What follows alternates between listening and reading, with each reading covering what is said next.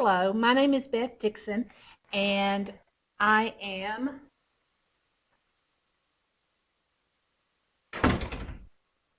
sneaking off stage to shut the door.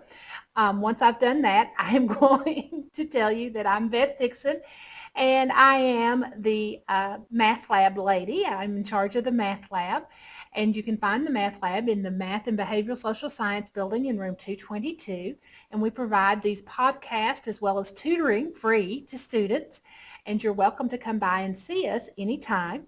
These podcasts are designed to supplement your classroom attendance and are never meant to replace your classroom attendance, remembering that classroom attendance is your first and utmost tool to help improve and maintain your classroom grades. Today's lessons is on pie charts and bar charts, pie charts and bar charts, and this is a podcast developed by Ms. Borlaug here at Walter State, and she developed this, as you can see, in the summer of 2009. She has gladly lent me this PowerPoint, and I am going to go through this PowerPoint and explain some of the highlights of this PowerPoint to you in this podcast. So let's just dive right in. Okay, we have a chart here, and it's about stuffed animals, and we can see from the stuffed animals that we have types and the number sold. Teddy bears, bunnies, gorillas, and duckies, and the number sold, as you can see and read. Pie charts and bar charts can be used to represent qualitative data. Qualitative being categories, things that describe a quality about our data. Note, bar charts can also be used to represent numerical data that we call quantitative, about quantities of things. Now, let's look at the pie chart that we have here. If we find and look at this pie chart, we can see that we have teddy bears, duckies, gorillas, and bunnies. And by looking at the pie chart, even more so than looking at the table here, we can see that there are much more teddy bears than there are duckies, gorillas, or bunnies, and we can see the proportion.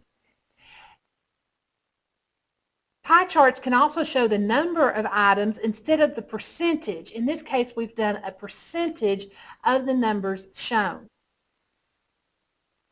And a pie chart should always total 100%.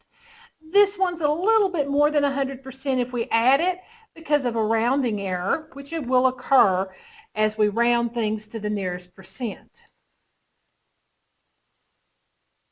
Let's look at the bar chart that's associated with this same data.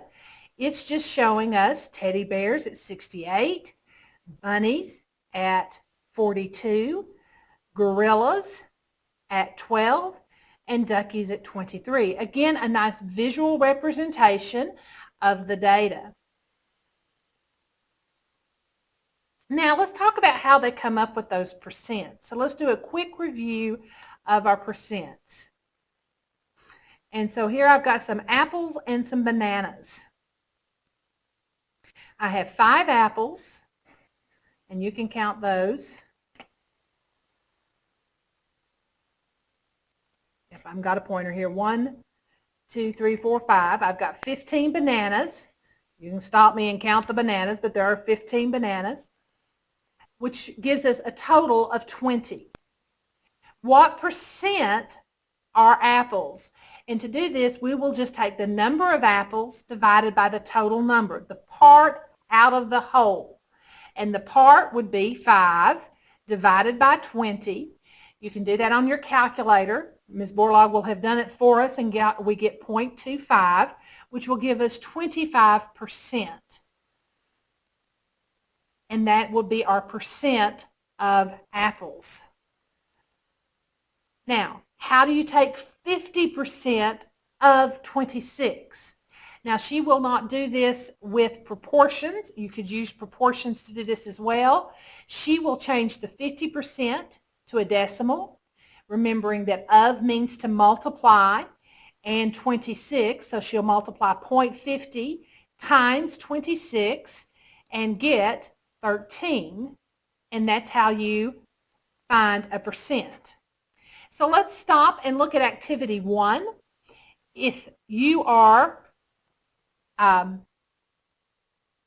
we're going to complete a pie chart by filling in the percentages and round so that the percentages have 1 decimal place, and construct a bar chart. So the cars that we have are 17, the trucks are 8, the SUVs are 10, and the motorcycles are 3. If you'd like, pause the video and complete this activity. If you've not paused it, or you've already paused it and want to check your answer, notice the first thing we're going to do is we're going to add up the total number of cars, the total number of vehicles. And you can't see me. I have a calculator. You're not going to be able to see it by looking at me and looking at this, but I'm going to add 17 plus 8 plus 10 plus 3. And due to the limitations of the room, I can't switch back and forth between the computer and the Elmo. But I think I can write on the PowerPoint. So let's see if that works. I'm hoping it does. So for the cars, I have 17 out of the total, which is 38. And I'm going to redo that total just to see.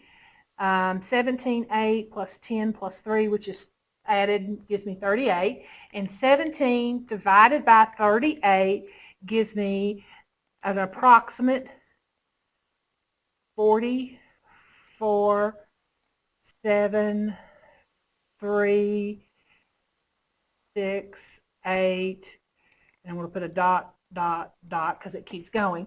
And she's noticed round so the percentages will have 1 decimal place. So I'm going to move my decimal 2 places, and the 7 doesn't round up, so that'll be 44.7%. The motorcycles are next over here, and that'll be 3 divided by 38.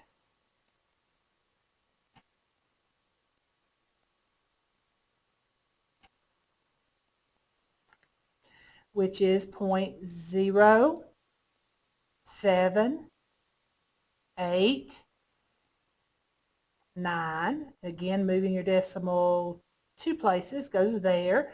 So that'll be 7.9% when I round that 8 up to a 9. The SUVs will be 10 divided by 38. I have to watch that very carefully, so you're seeing me concentrate very closely on the computer there. 10 divided by 38 is 0.2631. Move it, so that's going to give me 26.3%. And then take the trucks, and the trucks will be 8 divided by 38.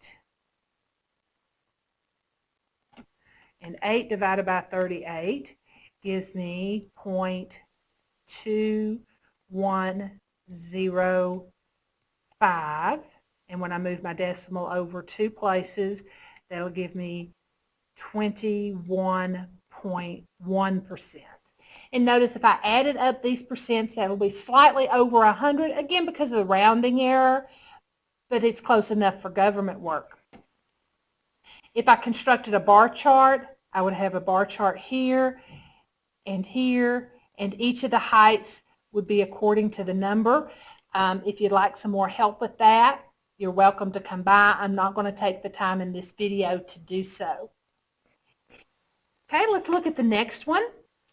Activity 2, drinks ordered at a restaurant. There was a total of 60 drinks ordered at a restaurant. Complete the table by filling in the number of drinks and then construct a bar chart. Okay, again, I'm not going to leave the constructing of a bar chart for you for practice, but let's compute the number of soft drinks. If you'd like to try this first, pause the video, complete it, and then turn the video back on so that you can look at the answers. So I see that you've either paused it and restarted it, or you didn't try it. Give you one more chance to try it. Nope. Okay. Well, to do this, you're going to take the soft drink, which is 45%, and you'll take 40, whoops, let me turn my pen back on. You'll take 45%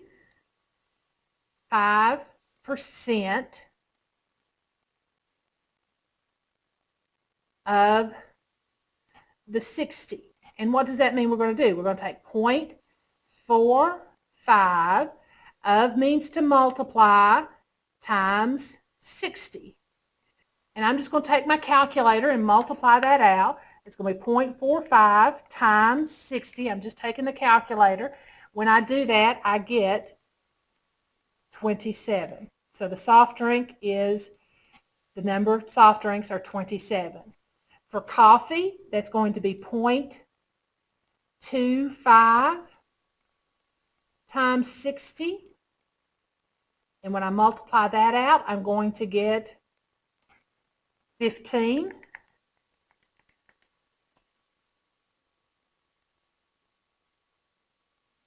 The tea is going to be 0.20 times 60, which gives me 12.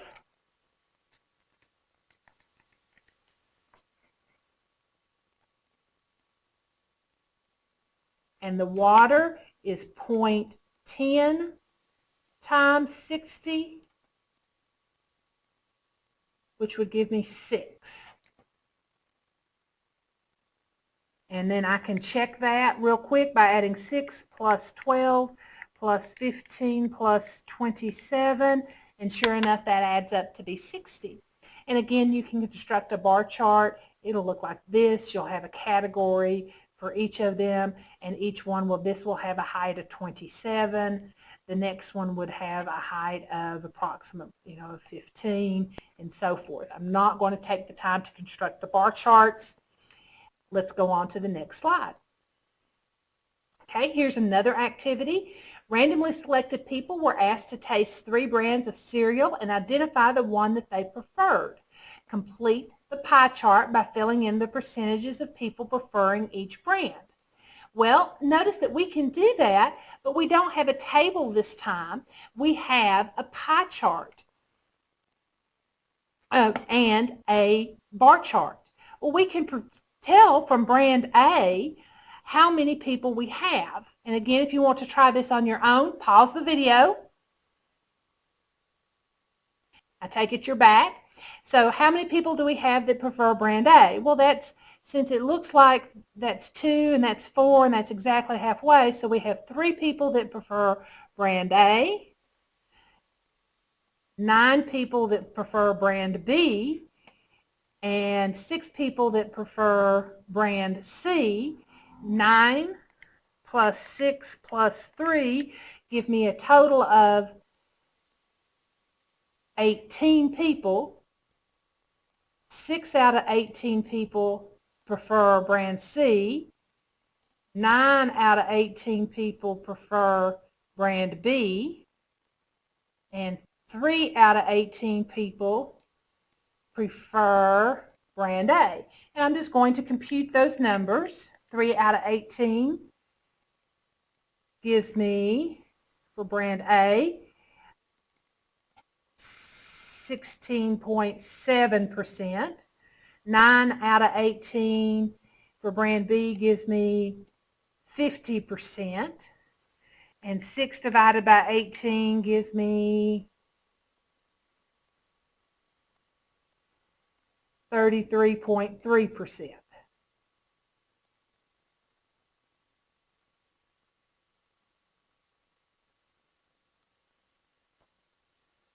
5, 6, 7, 8, 9, yep, that makes 100%.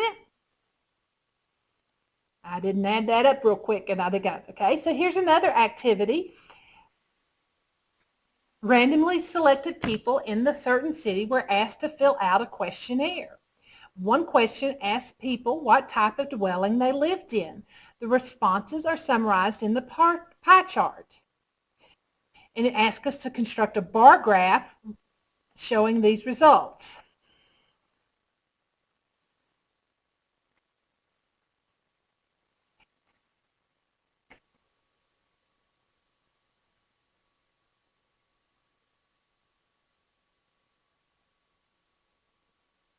And it says, note the pie chart shows here. So we could construct, and again, because I'm more interested in this one for the pie charts and then the bar charts, and we could construct the bar chart from this. You can practice that if you need to.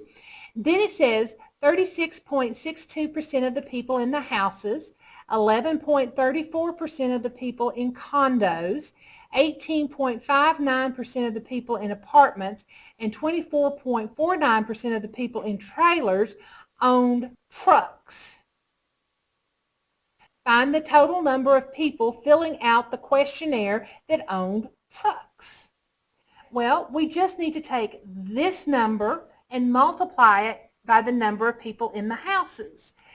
And so this would be, this is one that I'm having a little bit of issue because of the room here, but I would simply take the 142 and multiply, moving my decimal back 2 places, and that would be 0.36, whoops, 62. Let's try that again. You can't see that.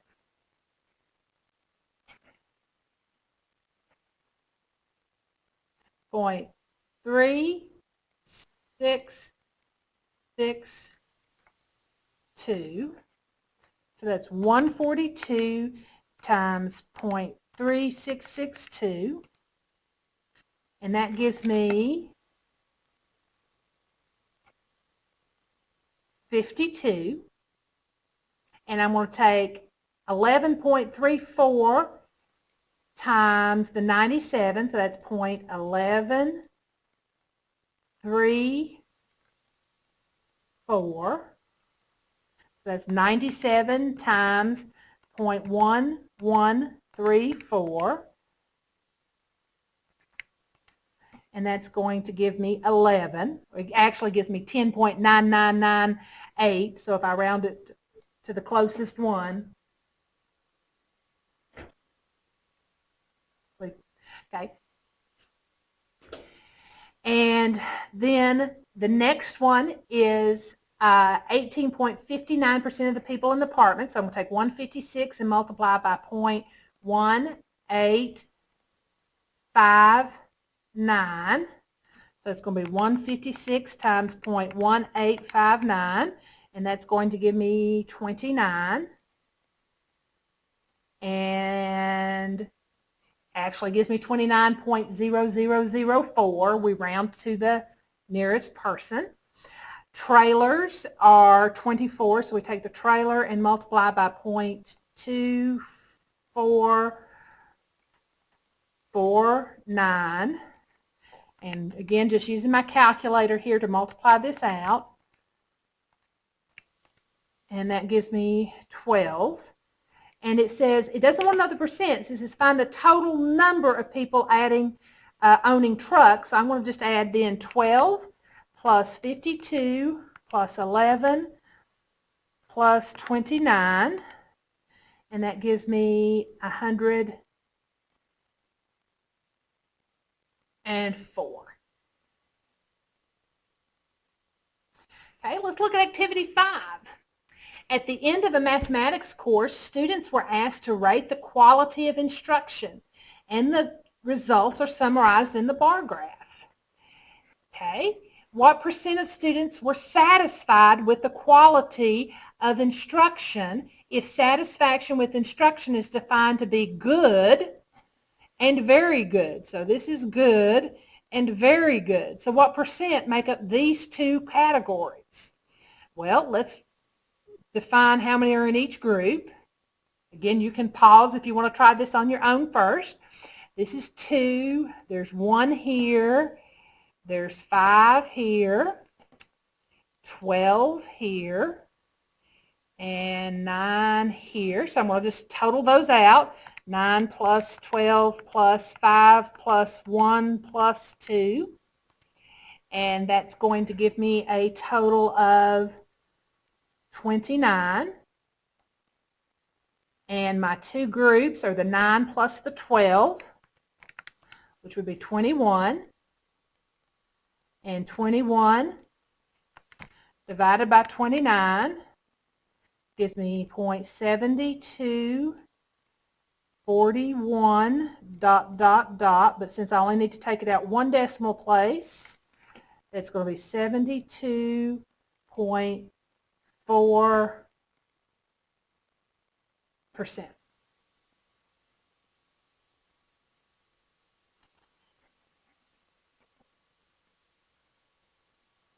Okay, let's look at activity 6. We have a choice of car colors, and we've got a list of data this time instead of the data summarized. Customers ordering a certain model of car were randomly selected. Their choice of car colors are listed in the table, and it wants us to construct a bar chart, answer the question what percent of customers ordered blue cars, and use this data to estimate the number of blue cars out of a group of customers who ordered this model of car. And again, on this one, I'm going to leave this one for you to work. You can pause this one. I'm going to try to get this podcast, this PowerPoint posted as well so that you can read this one, and maybe some of these activities posted so that you can participate and use these and have a copy of these. We'll see how that goes. But I'm hoping to have those out there on our website. If not, you can always come by the Math Lab and get a copy of these yourself. But I'm going to leave this one for you to work. We've worked up to the point that you should be able to work this one yourself. Remember that we'd want a total, and we can get that from the bar chart. It would give a good thing for you to look at, as well to look at the percent. And that is the last one. I hope this was helpful in how to look at bar charts and to give you some data and percents and how the pie charts work. We did talk a little bit about bar charts as well. And I hope you enjoyed this. If you do need some additional help, be sure to come by and see us in MBS 222.